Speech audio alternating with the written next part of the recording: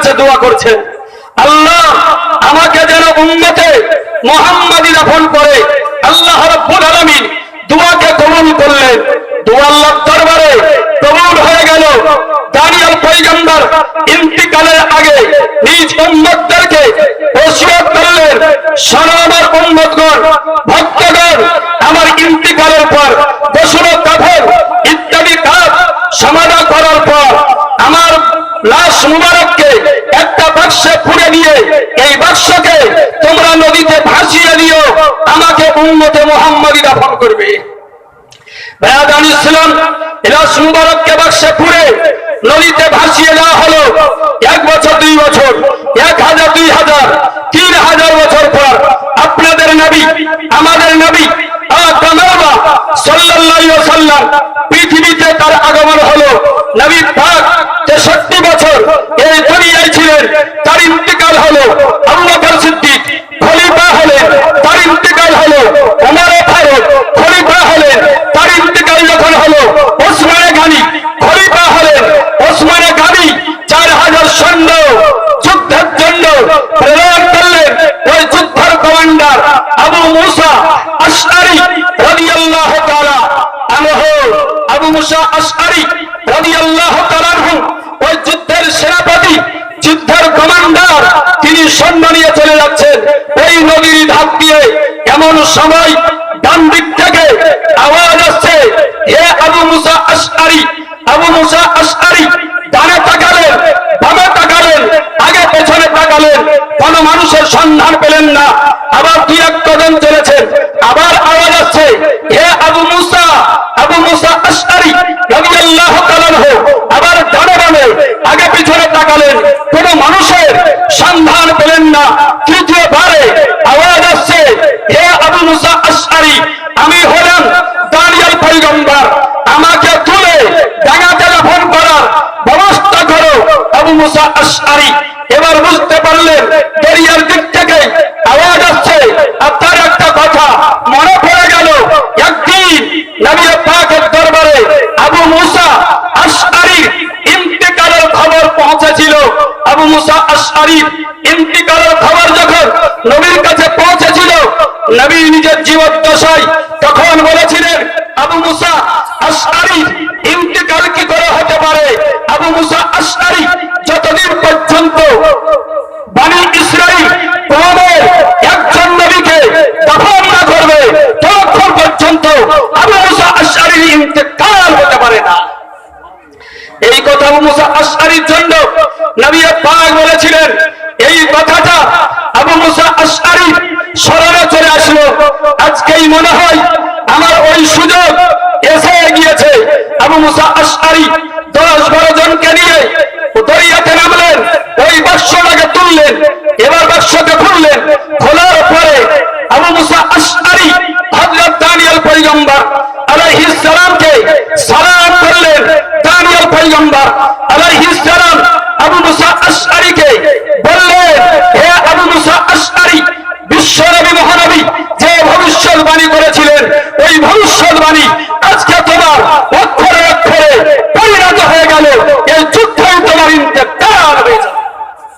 করার পর এ ছাগলটাও মারা গেল না, জিন্দা থাকলো? কুরবানির দিন যেটা জবাহ করলো এটাও তো মারা গেল। আর গুহাল ঘরে ছাগলটা ছটফট করে মারা গিয়েছে, এটাও তো মারা, আর এটাও মারা। ওর গোশত খাওয়া হারাম হবে। আর কুরবানির দিন যেটা জবাহ করেছেন, এই মরার গোশত খাওয়া হালাল হবে। পার্থক্য বুঝতে পারলেন মরণের? ব্রাদান ইসলাম, একটার জান এমনি গিয়েছে, আর একটার জান আল্লাহর নাম উচ্চারণ করার পরে তাকে জবাহ করা হয়েছে। তাই এই ছাগলটাকে আর মরা বলা চলে না, যে মরার গোশত খেয়েছে এটা বলা চলবে না। কিন্তু গুহাল ঘরে যেটা ছটফট করে মারা গিয়েছে, ওই গোশত ভক্ষণ করলে মৌলবি বলবে মরা ছাগলের গোশত খেয়েছে, হাফেজ বলবে মরা ছাগলের গোশত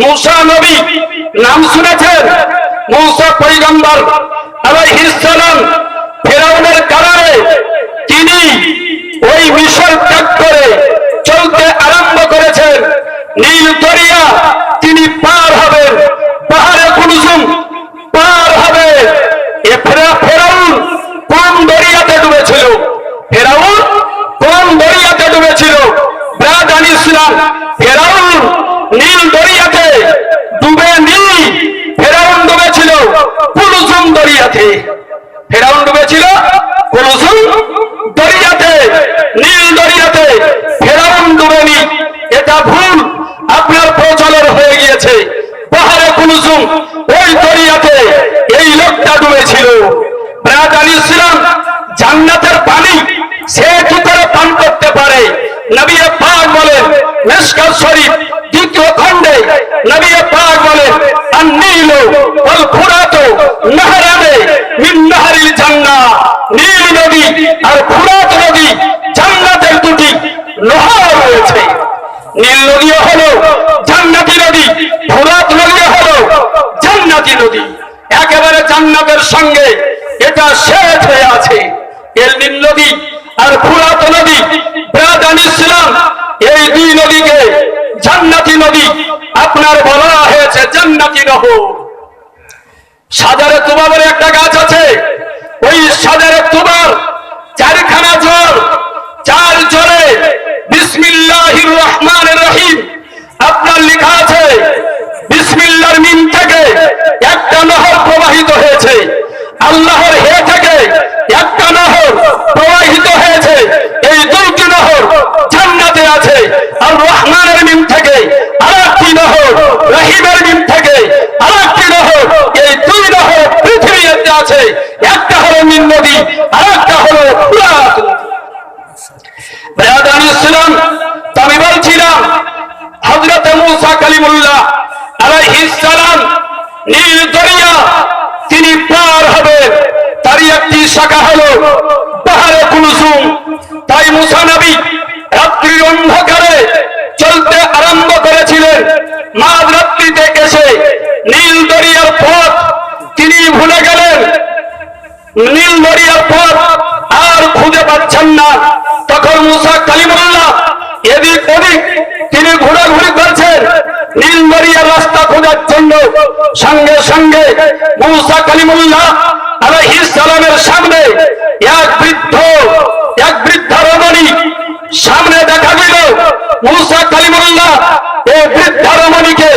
জিজ্ঞাসা করলেন তুমি কি বলতে পারবে দরিয়ার রাস্তা কোনটা বৃদ্ধ রমণী বলল হ্যাঁ হুজুর নীল দরিয়ার রাস্তা আমি বলে দিতে পারি কিন্তু তিনটা শব্দ এই তিন শব্দ আপনাকে পূরণ করতে হবে মূসা কালিমুল্লাহ বললেন বলো তোমার কি তিন শব্দ তখন মূসা কালিমুল্লাহকে এই বৃদ্ধ রমণী বলল হুজুর আমার বয়স 300 হয়ে গিয়েছে গাল জড়ো হয়ে গিয়েছে চামড়া জড়ো হয়ে গিয়েছে চুল পেকে গিয়েছে চোখে কম দেখতে পাই হুজুর আপনি আমাকে একেবারে 17 বছরের যুবতী বানিয়ে দেন 17 বছরের যুবতী বানিয়ে দেন মূসা কালিমুল্লাহ বললেন যাও তুমি যুবতী হয়ে যাও যেমনই বলা একেবারে 17 বছরের যুবতী হয়ে গেলেন মহিলা এবার বলছেন হুজুর দ্বিতীয় নম্বর শর্ত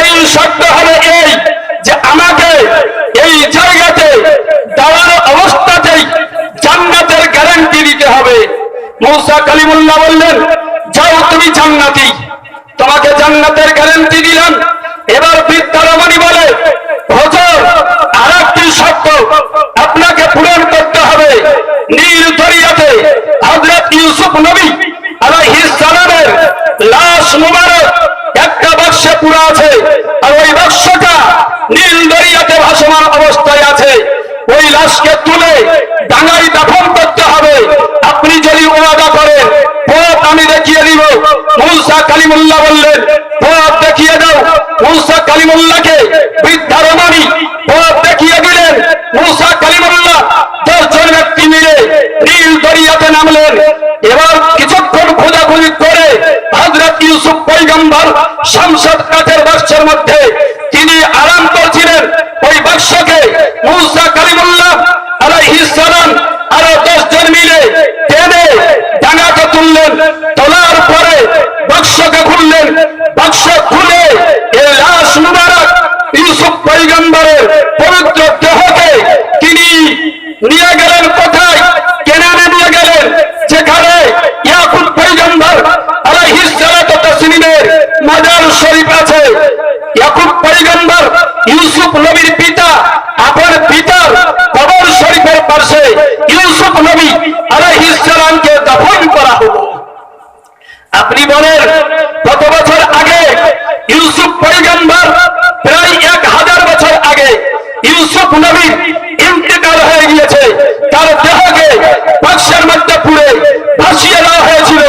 এই লাশ মুবারক একেবারে তরু তাজা ছিল। তাহলে বোঝা গেল নবীগণ ইন্তেকালের পর সশরীরে তারা তাজা থাকেন, জিন্দা থাকেন। এটা একজন পয়গম্বর যার নাম হলো ইউসুফ নবী আলাইহিস সালাম।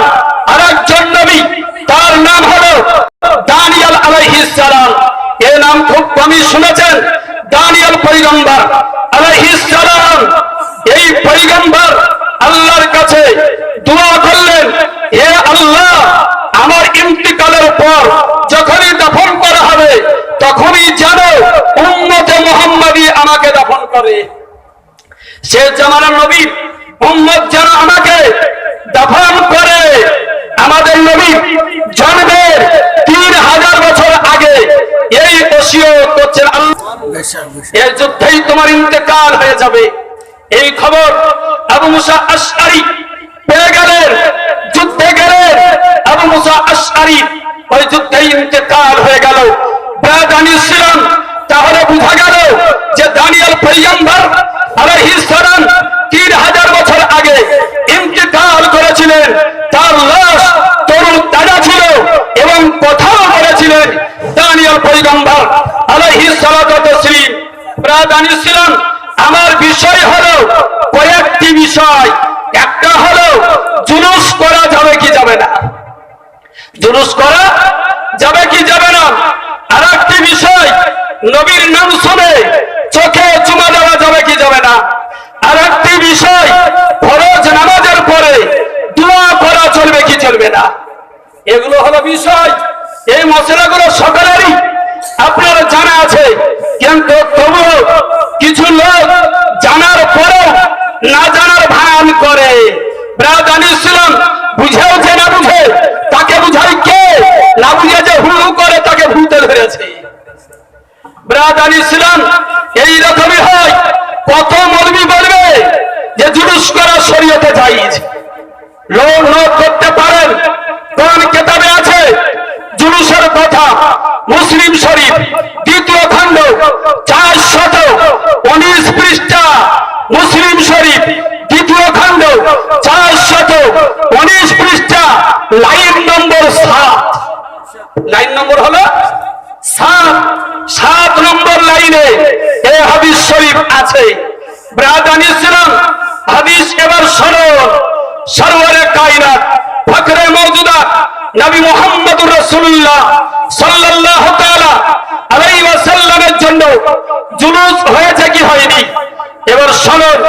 নবী পাক মক্কা শরীফ থেকে তিনি রওনা হলেন কোথাকার জন্য? মদিনার জন্য তিনি রওনা হয়েছেন।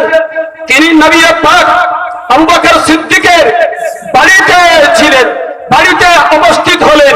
আবু বকর নাইমুন, আবু বকর সিদ্দিক রাদিয়াল্লাহু তাআলা আনহু ঘুমন্ত অবস্থায় ছিলেন। আবু বকর সিদ্দিক নিজ বাড়িতে ঘুমন্ত অবস্থায় ছিলেন। এই অবস্থাতে নবী পাক উপস্থিত হলেন। আওয়াজ দিলেন দরওয়াজায়, হযরত আয়েশা সিদ্দিকা তাইয়্যিবা তাহেরা যাকিয়া মুযাক্কিয়া রাদিয়াল্লাহু আনহার বয়স তখন মাত্র 7 বছর। আয়েশা সিদ্দিকা দরওয়াজাকে খুললেন। খোলার পরে নবীকে দেখলেন। নবী আমার বলেন, তোমার পিতা আবু বকর সিদ্দিককে বলো আমার সঙ্গে মদিনায় যেতে হবে হিজরত করে। হুকুম চলে এসেছে। আবু বকর সিদ্দিক তিনি শুয়েছিলেন, উঠলেন, নবীর দরবারে নবী পাক সাল্লাল্লাহু তাআলা আলাইহি ওয়াসাল্লামের সঙ্গে তিনি চলতে আরম্ভ করলেন। গাড়ে সরে গেলেন, গাড়ে সুর থেকে গাড়ে সুরে তিনি 3 দিন ছিলেন। তারপরে আবার চলতে আরম্ভ করলেন। একটা ঘাটি আসলো, সেই ঘাটির নাম হলো সানিয়াতুল ওয়াদা ঘাটি। ওই সানিয়াতুল ওয়াদা ঘাটি থেকে নিচের দিকে যখন নামছিলেন, ওই সময় মদিনার মানুষেরা নবী পাক সাল্লাল্লাহু তাআলা আলাইহি ওয়াসাল্লামের পূর্ণিমার চন্দ্রের মতন চেহারা, এই উজ্জ্বল চেহারা দর্শন করে নবীকে কিভাবে প্রশংসা করবেন খুঁজেই পাচ্ছেন না। শেষ পর্যন্ত তারা এই কথাই বললেন, তারা আল বদরু আলাইনা মিন সারিয়াতিল ওয়াদাই ওয়াজাবা শুকরু আলাইনা মাদা আলিল্লাহি দাই। আজকে মনে হচ্ছে পূর্ণিমার চন্দ্র আমাদের মাঝে উদিত হচ্ছে, পূর্ণিমার চাঁদ আজকে উদিত হচ্ছে। এমন সময় একজন সাহাবী আপনার গাছের ডাল কাটছিলেন, তার নাম হলো বুরাইদা আসলামী। তখন তিনি সাহাবী ছিলেন না, গাছের ডাল কাটছিলেন। যখন ওই ঘাটির উপরে নবী পাক তার চেহারা দেখে, কত দূর থেকে নবীর চেহারা বুরাইদা আসলামীকে ইসলামের দাওয়াত দিল। বুরাইদা আসলামী বৃক্ষ থেকে নামলেন, গাছ থেকে নেমে চলতে আরম্ভ করেছেন। একটা ডাল তার হাতে রয়েছে, নবীর দরবারে অবস্থিত হলেন আর বললেন, এ চেহারা কোনদিন মিথ্যাবাদী হতে পারে না। একজন ছিল সত্যবাদীর চেহারা, এত উজ্জ্বল চেহারা। নবী গো, আপনি কালেমা পড়ান। বুরাইদা আসলামী ওই জায়গাতেই, ওই ঘাটির উপরে কালেমা তাইয়্যিবা লা ইলাহা ইল্লাল্লাহ মুহাম্মাদুর রাসূলুল্লাহ সাল্লাল্লাহু আলাইহি ওয়াসাল্লাম পাঠ করে ইসলামের ছায়া তলে আসলেন। এবার অনেক লোকজন জমা হয়ে গিয়েছে, বিরাট একটা মিছিলের আকার ধারণ করেছে। বুরাইদা আসলামী বললেন, ইয়া রাসূলুল্লাহ, ইয়া হাবিবাল্লাহ, মক্কা থেকে আজকে মদিনায় প্রবেশ করবেন। মিছিলের মতন লোক হয়ে গিয়েছে, মিছিল সহকারে আপনাকে আমরা মদিনায় হাজির হব। কি ছিল? রবিউল আউয়াল মাসের 12 তারিখ, রবিউল আউয়াল মাসের 12 তারিখ সূর্য ঢলার পরের সময়, সূর্য ঢলার পরের সময় নবী পাক সাল্লাল্লাহু আলাইহি ওয়াসাল্লামকে বুরাইদা আসলামী বলেন, ইয়া রাসূলুল্লাহ, মিছিলের মতন লোক হয়েছে, কেবল একটাই কমতি আছে, সেটা হলো পতাকা। পতাকার ব্যবস্থা কি আমি করব? নবী পাক বললেন, হ্যাঁ, পতাকার ব্যবস্থা করো। নবীর নির্দেশে এই জুলুসের পতাকা, এই মিছিলের পতাকার জন্য বুরাইদা আসলামী মাথার পাগড়িকে খুললেন, 2 টুকরা করলেন। এক টুকরা মাথায় বাঁধলেন, আর এক টুকরা ওই যে হাতে ডাল ছিল ওই ডালের মাথায় বাঁধলেন। নবী পাক বলেন, এই মিছিলের আগে আগে এই পতাকা ধারণ করে তুমি চলতে আরম্ভ করো। নবী মুস্তাফা সাল্লাল্লাহু আলাইহি ওয়াসাল্লাম ওই জুলুসে বিদ্যমান ছিলেন, ওই জিনিসে তিনি উপস্থিত ছিলেন। নবী পাক মাঝে রয়েছেন, 2 দিকে 2টি মানুষের কাতার ছিল, আর সামনে একটা পতাকা ছিল। এটা রয়েছে অফাউন অফা বি আহওয়ালিল মুস্তাফা আল্লামা সামহুদি রাহমাতুল্লাহ আলাইহির লিখা কিতাব আপনার হিজরতের চ্যাপ্টারে আছে, এটা চ্যাপ্টারে আছে। এবার মদিনাবাসী কেমন মিছিল করেছিলেন? মুসলিম শরীফ 2য় খণ্ড 419 পৃষ্ঠা, লাইন নম্বর 7। মদিনার মদিনায় যখন নবী পাক প্রবেশ করলেন, এই সময় মদিনাবাসী কত খুশি হয়েছিল। বলা হয়েছে ওই হাদিসে, সাইদার রেজালো ওয়ান্নাসাও ফাওকাল গয়ব ফাওকাল গয়ব তাফাররাকাল গিলমান ওয়াল খিদাম ফুতরু ইউনাদুনা ইয়া মুহাম্মদ ইয়া রাসূলুল্লাহ, ইয়া মুহাম্মদ ইয়া রাসূলুল্লাহ। মদিনার পুরুষেরা আর নারীরা আপন আপন বাড়ির ছাদে চড়ে নিয়েছিল, আর কচি কাঁচা বাচ্চারা রাস্তায় ছড়িয়ে পড়েছিল। সকলের মুখে স্লোগান ছিল, সকলের মুখে নারা ছিল, নারায়ে রিসালাত, ইয়া রাসূলুল্লাহ, ইয়া রাসূলুল্লাহ, এই স্লোগান উচ্চারিত হচ্ছিল। তারা জুলুস পেলেন। জুলুস কোন জুলুস? রবিউল আউয়াল মাসের 12 তারিখে এই জুলুস হয়েছে। আমরাও রবিউল আউয়াল মাসের 12 তারিখে জুলুস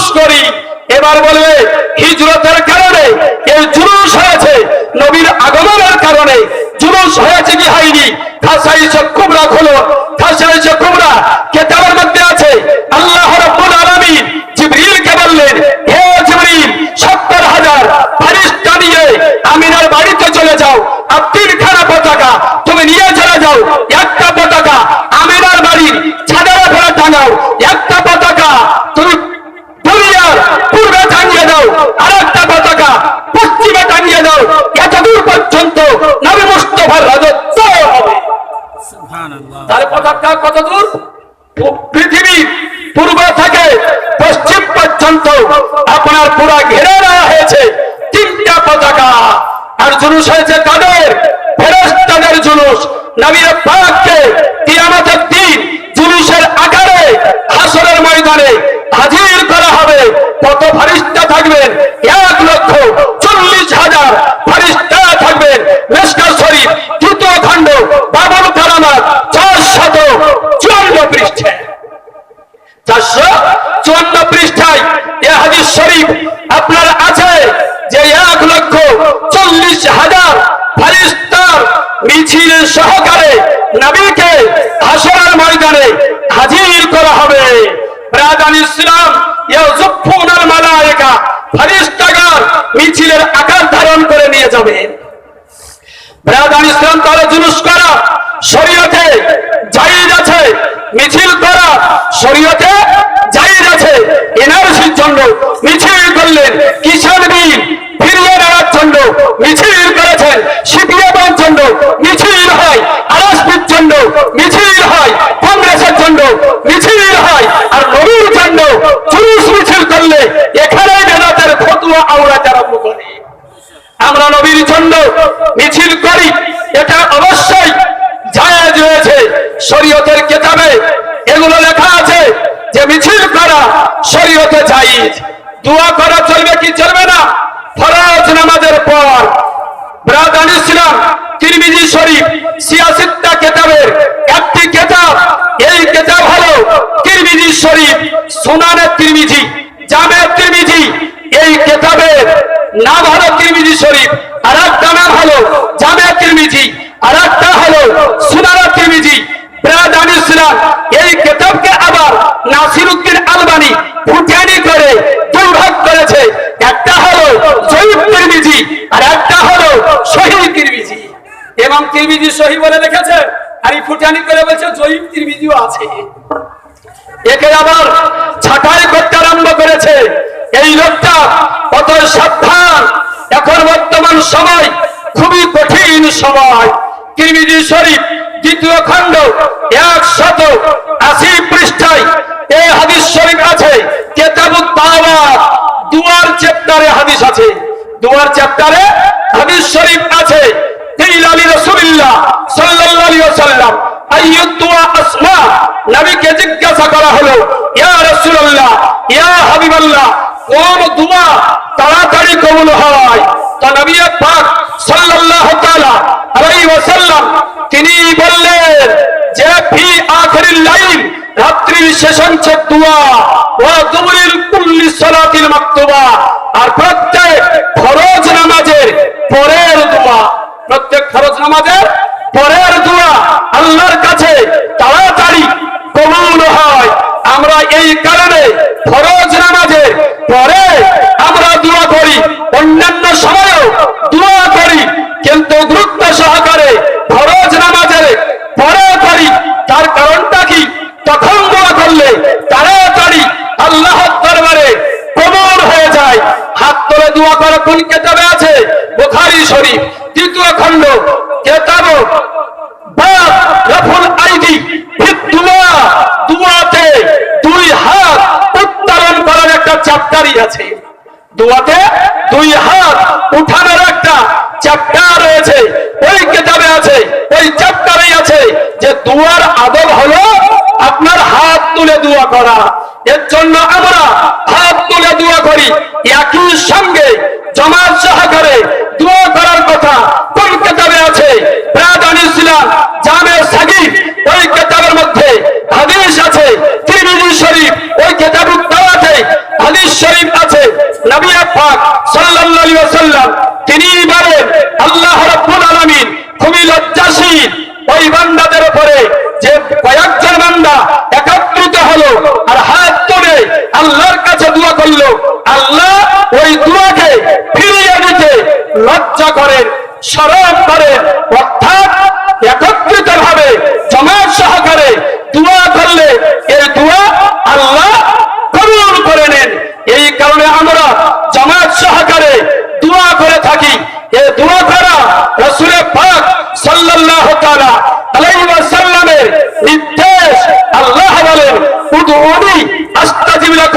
তোমরা দোয়া করো, আমি তোমাদের দোয়াকে কবুল করব। তোমরা দোয়া করো, আমি তোমাদের দোয়াকে কবুল করব। এই জায়গাতে আল্লাহ বলেননি অমুক সময় দোয়া করো, অমুক সময় দোয়া করিও না, এই কথা আল্লাহ বলেননি। মুতলাক ভাবে আল্লাহ দোয়া করতে বলেছেন। যখনই সুযোগ পাবো আদব সহকারে আল্লাহর দরবারে দোয়া করব। আমরা ফকির, আমরা গরিব, আমরা গুনাহগার, আল্লাহর নিকটে ধোয়া চাইবো, আল্লাহর নিকটে টাকা পয়সা চাইবো, আল্লাহর নিকটে রুজি চাইবো, আল্লাহর নিকটে ইজ্জত চাইবো, আল্লাহর নিকটে রোগ বিনাশের দোয়া করব, আল্লাহর নিকটে গুনাহ ক্ষমার জন্য প্রার্থনা করব। এতে আপত্তি কারো থাকা উচিত নয়। আমি আমার আল্লাহর কাছে দোয়া করব, আল্লাহর সঙ্গে আমি কথা বলবো, এতে ফল ডাকার কে আছে? আমি ইসলাম আল্লাহর নিকটে যখন খুশি তখন আমি চাইবো, যখন সুযোগ হবে তখনই চাইবো। আপত্তি করলে আমরা এই দোয়া ছাড়তে পারি না। নবী পাক সাল্লাল্লাহু আলাইহি ওয়াসাল্লামের নাম শুনে চোখে চুমা দেওয়া জায়েজ না না জায়েজ? আমি ইসলাম নবী পাক সাল্লাল্লাহু তাআলা আলাইহি ওয়াসাল্লামের নামে সর্বপ্রথম এই আঙ্গুল চোখে চুমা দিয়ে আঙ্গুল চোখে লাগিয়েছিলেন সর্বপ্রথম আদম পয়গম্বর আলাইহিস সালাম। সর্বপ্রথম আদম নবী যখন এই স্কন্ধরে পরে নবী পাকের নূর দেওয়া হলো, সকল ফেরেশতাগণ পিছনে চলে গেলেন এই নূরের জিয়ারতের জন্য। আদম নবী আল্লাহকে বললেন, হে আল্লাহ, আমার পেছনে ফেরেশতার লাইন কেন? আল্লাহ বললেন, হে আদম পয়গম্বর, তোমার স্কন্ধরে পরে নবী মুস্তাফার নূর দেওয়া হয়েছে, ওই নূরের জিয়ারতের জন্য পিছনে দাঁড়িয়ে গিয়েছে ফেরেশতাগণ। তখন আদম নবী বললেন, এই নূর পিছনে থাকবে আমার কেমন মনে হচ্ছে? আল্লাহ রাব্বুল আলামিন ওই নূরকে স্কন্ধ থেকে তুলে পেশারিতে দিলেন। এবার সামনে ফেরেশতাগণ চলে আসলেন। আদম নবী বললেন, আমার পেশারিতে থাকবে, আমি দেখতে পাবো না, এটা কি করে হয়? আল্লাহ, ওই নূর আমার আঙ্গুলের মাথায় করে দাও। সঙ্গে সঙ্গে ওই নূরকে আল্লাহ রাব্বুল আলামিন এই বৃদ্ধাঙ্গুলে ওই নূরটাকে দিয়ে দিলেন। সঙ্গে সঙ্গে আদম পয়গম্বর আলাইহিস সালাম নবীর নূর বলে মুহাম্মদুর রাসূলুল্লাহ সাল্লাল্লাহু আলাইহি ওয়াসাল্লাম বলে চোখে লাগিয়ে দিলেন। সর্বপ্রথম আঙ্গুল চুমেছেন আদম পয়গম্বর, তারপরে আঙ্গুল চুমেছেন কে? হযরত বেলালে হাবশী রাদিয়াল্লাহু তাআলা আনহু মিনারে দাঁড়িয়ে আযান দিচ্ছিলেন। আযানে যখন শব্দ আসলো, বাক্য আসলো, আশহাদু আন্না মুহাম্মাদার রাসূলুল্লাহ, মসজিদে ছিলেন নবী পাক, আবু বকর ছিলেন মসজিদে।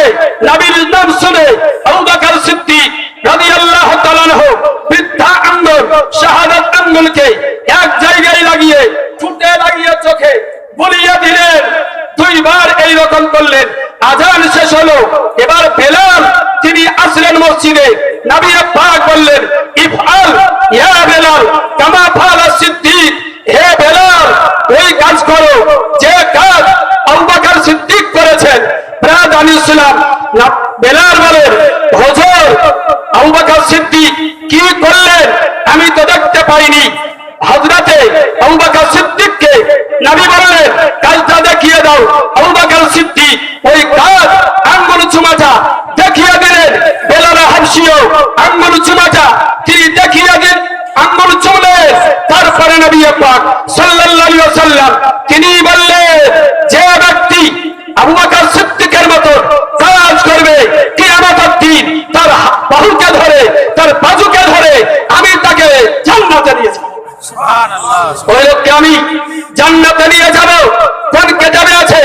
তাফসীরে জালালাইন, তাফসীরে জালালাইন 22 পারা সূরা আহজাব, ইন্নাল্লাহা ওয়া মালায়েকাতাহু ইউসাল্লুনা আলান নবী ইয়া আইয়ুহাল্লাযিনা আমানু সাল্লু আলাইহি ওয়া সাল্লিমু তাসলিমা। এর ব্যাখ্যায় তাফসীরে জালালাইনে আছে, এরই ব্যাখ্যায় তাফসীরে রুহুল আপনার 11 নম্বর খণ্ডের 2য় চ্যাপ্টারে এই আয়াতেরই ব্যাখ্যায় রয়েছে তাফসীরে জুমাল ওই কিতাবে এটা রয়েছে তাফসীরে তাবারি তাতেও রয়েছে শারহে ওয়াকায়া তাতেও রয়েছে দুররে মুখতার তাতেও রয়েছে মারাকিল ফানা তাতেও রয়েছে রদ্দুল মুহতার তাতেও রয়েছে তানবীরুল আবসার ওই কিতাবে আছে ফতোয়া আলমগীরি তাতেও রয়েছে আহকামে শরীয়ত তাতেও রয়েছে ফতোয়া রাজাবিয়া তাতেও রয়েছে ফতোয়া আমজাদিয়া তাতেও রয়েছে 1000 কিতাব থেকেই প্রমাণ আছে। সুবহানাল্লাহ সুবহানাল্লাহ। ব্রাদানি ইসলাম ওই প্রথম দলিল তাফসীরে জালালাইন ওটাই কাতুক কে আছে ওই দলিলকে কেউ খণ্ডন করে তাফসীরে রুহুল বায়ান ওই কিতাবে আছে এটা কোনো বেরেলি মৌলবীতে লেখেনি এই কিতাবটা কোনো বেরেলি আলেম লেখেননি ব্রাদানি ইসলাম ওই তাফসীরে রুহুল বায়ান তার কিতাবের লেখক ওই কিতাবের লেখকের নাম হলো ইসমাইল হাক্কি রাহমাতুল্লাহ আলাইহি যিনি ফজরের নামাজ পড়তে বলেছিলেন এক নব জামাতাকে নতুন আপনার বিবাহ করে এনেছে এই রকম যুবককে নামাজ পড়তে বলেছিলেন যে আমার পিছনে তুমি নামাজ পড়বে এক ওয়াক্ত নামাজ পড়লে তুমি হাফিজে কোরআন হয়ে যাবে। ওই ইসমাইল হাক্কি রাহমাতুল্লাহি তাআলা আলাইহির কিতাবে এই মসলাটা আছে অনেক কিতাবে এর হাওয়ালা আছে কিন্তু মানলে আপনার তাকে দলিল দিয়ে লাভ আছে আর যদি না মানে তাহলে দলিল নেওয়া তাকে বেকার। দুরূদে পাক পড়ুন আল্লাহুম্মা সাইয়্যিদানা মাওলানা মুহাম্মদ ওয়া আলি সাইয়্যিদিনা মাওলানা মুহাম্মদ সাল্লাল্লাহু মুহাম্মাদিন সাল্লাল্লাহু মুহাম্মদ হরদম জবান সেনে গাওলো তার নামে মুহাম্মদ হরদম জবান সেনে গাওলো শাফিয়ানা মুহাম্মদ সাল্লাল্লাহু আলাইহি ওয়াসাল্লাম। ব্রাদার ইসলাম আর কয়েক মিনিট একটু কষ্ট করেন মা ও বোনেরা আপনাদের জন্য একটা মশলা দিচ্ছি মা ও বোনেরা আপনাদের জন্য একটা মশলা দিচ্ছি এর উপরে যদি আমল করেন তাহলে গুনাহ থেকে আপনি বাঁচবেন কমসে কম একটা গুনাহ থেকে আপনি বেঁচে যাবেন। মশলাটা কি চুল বিক্রি করে শনপাপড়ি কিনে না কিনে না অনেক জায়গাতে দেখবেন মেয়েদের মাথার চুল দিয়ে শনপাপড়ি নিয়ে যাও বা টাকা নিয়ে যাও এই রকম ভাবে আপনার এলান করে না বিক্রি হয় না এদিকে মেয়েদের মাথার চুল বিক্রি হয়।